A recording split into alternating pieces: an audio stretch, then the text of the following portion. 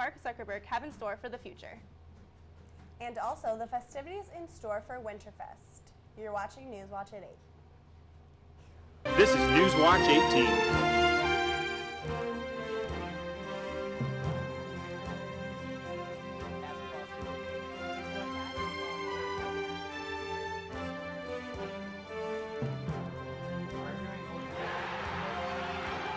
Newswatch 18 starts now.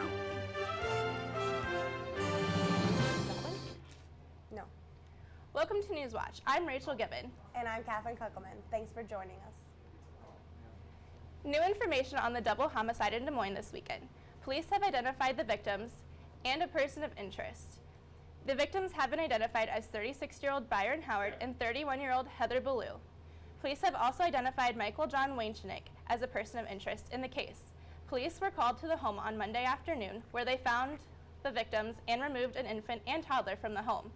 Both are believed to be in good condition. Police are actively searching for Weinschnick, who is described as a white male, 5 foot 10 inches, about 150 pounds, and believed to be driving a 2002 beige Dodge Grand Caravan. And another incident in the metro this weekend. One person is dead following an early morning shooting in the Court Avenue district of downtown Des Moines. Police responded to 3rd Street and Court around 1:10 a.m. Sunday. Officers located 2 victims on the scene. Emmanuel Perez, who was 21, of Des Moines, later died at a local hospital, and the other victim, Andrew Hurley Boyd, 23, also of Des Moines, remains hospitalized. His condition has not been released, and no arrests have yet been made. Senator Joni Ernst announced that she will be retiring from the National Guard.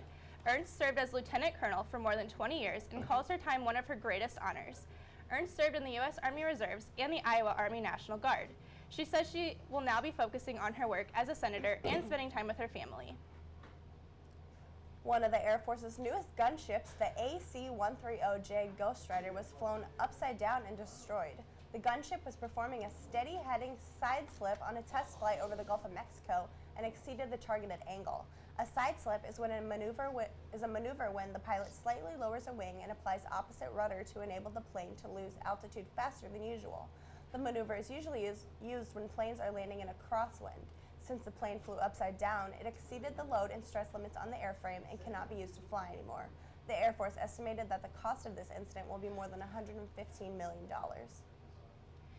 Facebook is testing out a new feature, fundraisers, to make it easier for charities to raise funds. Facebook will be including the donate button on the bottom Facebook pages and posts, so it will be easier to make donations. There are currently 37 charities that are testing out this new feature, but it will be made available to as many organizations as possible in the future. According to Facebook, Mark Zuckerberg, the CEO of Facebook, has also signed the Giving Pledge, where he will donate half of his fortune to charities or philanthropic events during his lifetime. Facebook is also aiming to help ease the pain of breakups. The new Take a Break option, which pops up after officially calling the relationship quits, gives users the choice to limit how much they see of their ex and how much their ex can see of them. There is also an edit option, which allows users to sort through old posts and untag themselves from happier times. These changes won't notify the ex and aren't permanent. This development is being tested in the US, but Facebook has intentions of making the feature available worldwide. Speaking of the presidential candidate's hopeful, Ted Cruz has some strong words on Republican hopeful Donald Trump. At a town hall meeting in Coralville Monday, Cruz said, quote, "Let me be very clear. I don't believe Donald Trump is going to be the nominee. I don't believe he's going to be our president. And I actually think the men and women in this room have something powerful to say about it. One of the reasons I love the state of Iowa, because y'all take politics seriously." These comments come as a surprise, as Cruz was one of the only candidates Trump has yet to criticize publicly. And speaking of Ted Cruz, new presidential polls have a surprising Republican leader. Donald Trump is still leading the pack with 25%, but a new frontrunner, Ted Cruz, is right behind with 23%. Democratic polls still show Hillary Clinton in first place with 51%, Bernie Sanders with 42%, and Martin O'Malley in the single digits with 4%. This comes just weeks before the Iowa caucuses in February. A teenager in the Urbandale School District has been taken into custody. After a post to his middle school's Facebook page, police identified the subject via Facebook, and the 15-year-old has been charged with first-degree harassment. He was accused of making threats against the whole school district. The teen is currently being held at the Polk County Juvenile Detention Center. No names or sentences have been released. Saudi Arabia will soon have the largest and tallest skyscraper in the world, giving Dubai some competition. Dubai's Burj Khalifa is currently the world's tallest building, but could be beat if Saudi Arabia decides to build the even larger Jeddah Tower, which will cost around $1.2 billion. It is currently built to the 26th floor and will have a total of 200 stories when completed in 2020. The height will be about 3,280 feet, which is equivalent to about 1 kilometer. It will require a total of about 5.7 million square feet of concrete and 80,000 tons of steel. And stay tuned for more Iowa State news. You're watching Newswatch at 8. Welcome back to Newswatch. Design Intelligence, a magazine for design professions, concluded their annual survey for ranking top architecture programs in the nation. More than 1,400 firms around the nation who have direct experience with hiring recent graduates voted in the survey and were asked on their opinion on the schools best preparing students in the design profession. 2 of Iowa State's undergraduate programs made the cut. The architecture program ranked 20th in the nation, and the landscape architecture program placed 8th, tying with Ball State University, located in Muncie, Indiana.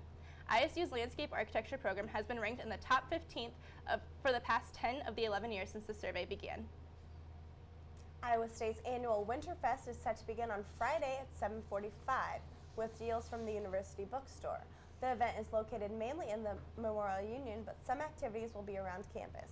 Campanile tours, free food, arts and crafts, and karaoke are just a few of the activities planned for this all-day event. Most activities are free, and a full schedule can be found on the events page at www.iastate.edu. An unsettling mystery has washed up on Japan's shores as over the past 2 months, at least 8 wooden boats have been found on the Sea of Japan on or near the coast, carrying a chilling cargo, the decaying bodies of 20 people, Japan's Coast Guard told CNN. Currently, their best guess as to where the boats have come from is North Korea. John Nelson Wright, head of the Asia program at the Chatham House Policy Institute, said, "There's no doubt that these boats are from North Korea." Wright added that the lettering on the boats has looked like Korean or Hangul. Text in the primitive boats are a reference to the Korean People's Army, makes it very logical to assume the boats are from North Korea. Students gather for a laugh on Wednesday nights at the M Shop to watch Grandma Mojo's Moonshine Revival. The show is made up of Iowa State students that perform improv comedy on the maintenance shop stage. The event is put on by the Student Union Board. Admission is just $1. The next show will be December 2nd with doors opening at 9:30 p.m. The Planned Parenthood shooter saw his first day in court yesterday and may face life or prison or death penalty. Robert Louis Deere, the suspect of the shooter's last day at Planned Parenthood in Colorado Springs. Colorado had his day on trial Monday via web conference, and the judge determined the man will face a minimum of 1 life sentence for manslaughter and a maximum sentence to death. Deere is accused of killing 3 and hospitalizing 5 officers and 4 civilians in his shooting spree. A jury has been selected for this case and will start the full trial soon.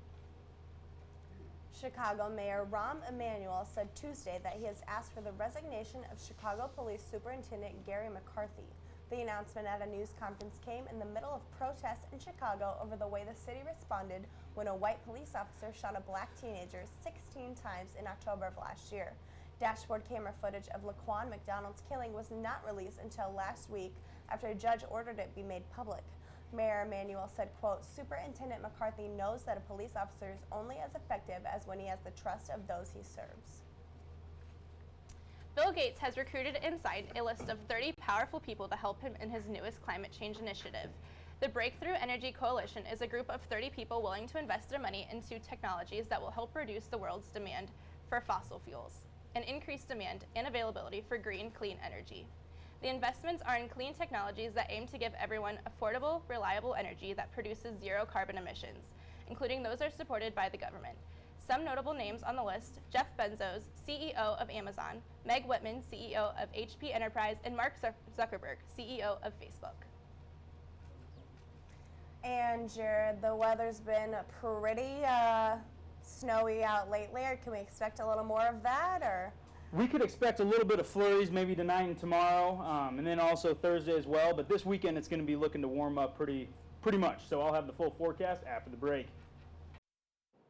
Welcome back to Newswatch, folks. I'm Jared Calvert, and I'm starting to feel in the Christmas spirit here, hence the Santa Claus suit. But today we're going to have some snow flurries. It's not exactly going to be a white Christmas, but it might get semi-white here in the next couple of days. But by this weekend, we'll have the sun returning as well as warmer weather. So as we take a look at the current temperature out right now, we have 32 degrees here in Ames, winds out of the southwest at 12 miles per hour. And as we take a look at the current temps out here, you'll see Sioux City over in western Iowa is at 33, Council Bluffs 32. And then as we take a look at Mason City, Fort Dodge, 28 degrees. And then as we move a little bit east, we got Waterloo, central Iowa, we've got Ames at 32, Des Moines at 33. And as we move east, we've got Ottumwa at 32 degrees and Davenport at 35. As we take a look at the current wind chills, obviously it's going to be a little bit colder, 23 and 22 in Sioux City and Council Bluffs. Middle portion of the state, we've got Mason City, 21 degrees. Fort Dodge feels like 25, Ames and Des Moines and Waterloo feel like 23. And as we move into the eastern part of the state, Ottumwa looks like 24, and Davenport feels like 28.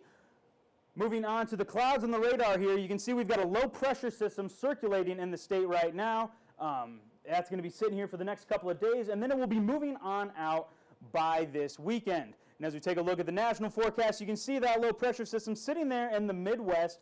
You see some of the low pressure and some of the snow clouds and flurries up in the Minnesota, Minneapolis area and other parts of the Midwest. And as we take a look at the futurecast right now, we see a low pressure system sitting on the top of the state in Minnesota.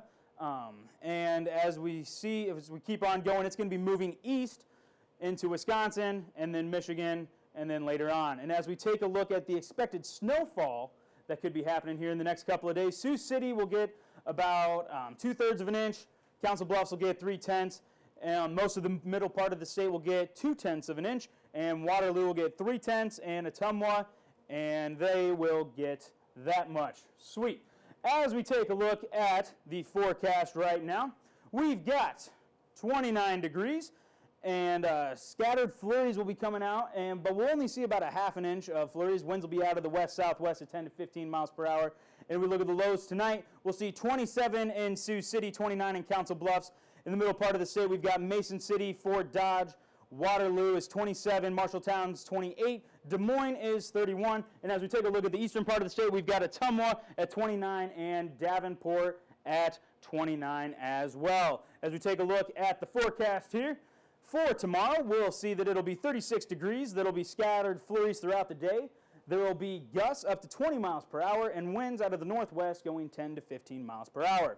The highest tomorrow over in the western part of the state, we'll see Sioux City will have 31 degrees, Council Bluff 38. And as we move into the middle part of the state, we'll see Mason City has 33 degrees and Fort Dodge as well. Waterloo and Marshalltown will have 36. 38 degrees in Des Moines and Ottumwa, and Davenport will be 37 degrees.